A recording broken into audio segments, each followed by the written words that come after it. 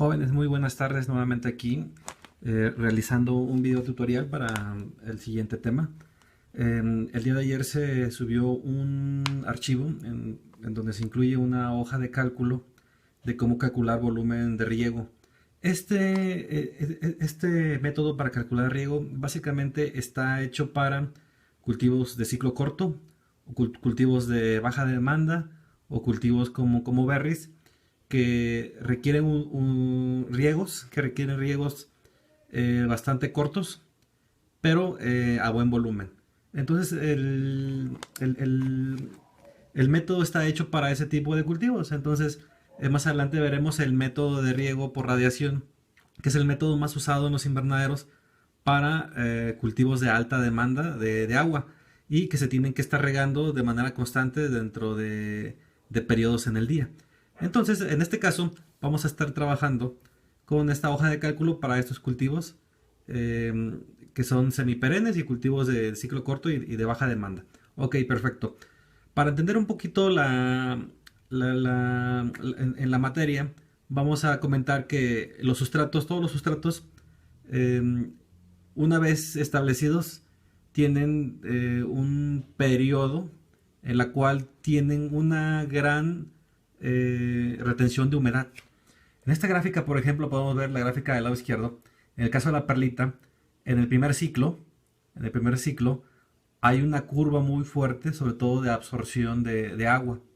Pero curiosamente, a partir del tercer ciclo de perlita, porque en el caso de perlita sí se puede reutilizar ciclo con ciclo, pues empieza a disminuir la retención de humedad, la curva de retención de humedad. Y a partir del cuarto ciclo, pues básicamente este tipo de sustratos, por la misma degradación de la raíz, del sistema radicular sobre el sustrato, pues, los espacios porosos pues empiezan a ser un poquito más grandes, se empieza a degradar pues la materia orgánica, las partículas, y hay una menor retención de humedad, ¿verdad? En el caso de fibra de coco pasa exactamente lo mismo. En el primer ciclo pues hay una absorción de humedad, pero a partir del segundo o tercer ciclo pues también tiene una caída en la retención de humedad, específicamente porque la fibra de coco tiene una especie de pudrición. Las partículas también se van degradando, se van haciendo pedazos más pequeños, y pues hay pudrición también de la partícula de fibra de coco. Entonces, cuando ustedes vayan a hacer un cálculo de riego, siempre se toma en cuenta específicamente la curva de retención de humedad. Vamos a pasar rápidamente a la siguiente hoja, que es en donde ya está nuestra hoja de cálculo. Ok, nuestra hoja de cálculo nos pide ciertos datos, y esos datos están aquí en este cuadro. Cuando hablábamos de los sustratos inertes para aeroponía, hablábamos de que los sustratos pues tienen ciertas características, y una de ellas es la capacidad de aireación. Está también el agua fácilmente disponible y el agua pues difícilmente disponible. Entonces la perlita, por ejemplo, aquí podemos ver que, bueno, en la relación volumen-volumen, cuando tú llenas un saco de perlita, pues un saco de perlita se llena con aproximadamente 40 litros de agua. Se satura ese sustrato, y ese sustrato pues el volumen nos da que es aproximadamente 40. Drena, hay una gran cantidad que drena, pero entre el 20 y el 30% del agua que queda pues es fácilmente disponible. El agua lo absorbe de manera muy rápida. Y hay otra proporción que queda en el sustrato, pues es la que la planta, por succión, por mucha fuerza de presión, pues lo logra absorber, ¿verdad? Entonces, teniendo en cuenta estas características de los sustratos, podemos observar que, por ejemplo, para este caso que vamos a usar en la hoja de cálculo, pues esa perlita es una perlita ya utilizada. Aquí mismo lo dice el título, en donde la perlita utilizada ya tiene, ya para el segundo o tercer año, pues la capacidad de absorber agua pues ha disminuido, que es agua fácilmente disponible, pues es el 24.5, y el agua de reserva, que es de 7.6. Y en total nos da 31.6% de agua que retiene este sustrato de un volumen de 40, que es la capacidad de llenar las partículas, ¿no? De ese volumen de agua que puede retener o puede almacenar un saco de perlita. Entonces aquí es en donde nosotros utilizamos nuestros datos. Entonces, por ejemplo, aquí vemos que nuestra hoja de cálculo dice perlita, un saco, una maceta, un slab, pues nos dice que tiene de 120 por 20, es la dimensión de un saco, ¿verdad? Entonces aquí metemos el dato de 40, que es el volumen, que está acá, de volumen de 40 litros, que es lo que un saco de perlita, se llega a tener como volumen, ¿no? Entonces, este 12%, este 12 es el 31.6 de 40 litros. Aquí es en donde se maneja el dato de 12.6 litros. El 31.6 de 40 es 12.6. Para el dato que viene en la hoja de lectura que se subió a la plataforma, aquí dice 16. Obviamente en el primer año prácticamente la retención de humedad aquí es aproximadamente del 40 al 50%. En el otro ejercicio dice 16, ¿verdad? Aquí se cambia y pues inmediatamente aquí hay una variación. Pero bueno, vamos a manejar el 12.62. El 12.62. Aquí hubo un pequeño error. Aquí queda, ¿no? Entonces el siguiente dato nos dice que, por ejemplo, el nivel de agotamiento generalmente va del 5 al 10%. Este nivel de agotamiento significa que ese es el nivel en el que el agua debe estar para dar el siguiente riego. Entre el 5 y 10%. Si tú metes en el dato 5%, pues te va a dar este resultado. Pero si aquí tú metes 10%, que tú digas, mi nivel de agotamiento a partir de que me queda 10% de agua útil y de reserva, pues yo empiezo a regar. Y en este caso, pues el agua, nos dice que pues es 1.64 litros, ¿verdad? Y con un drenaje del 30%, pero si nosotros manejamos un drenaje del 20%, pues inmediatamente el agua por cada riego va a ser de 1.5.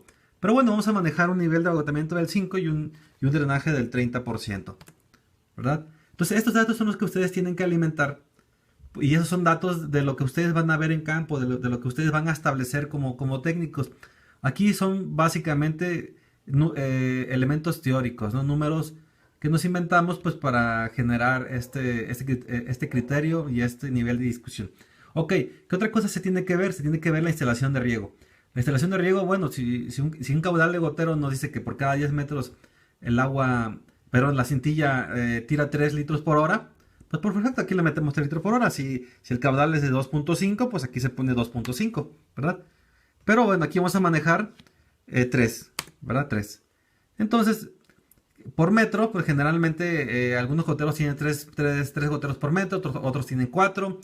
Va a depender de lo que ustedes tengan a la mano. En este caso vamos a dejar 3. Entonces, inmediatamente aquí nos pide otro dato que es muy importante. Ya en el plan de riego, en donde vamos a meter ya qué es lo que vamos a necesitar y cuánto tiempo lo vamos a aplicar. Aquí nos dice que esta planta requiere 2.5 litros por metro cuadrado. O sea, aquí puede ser 3, por ejemplo.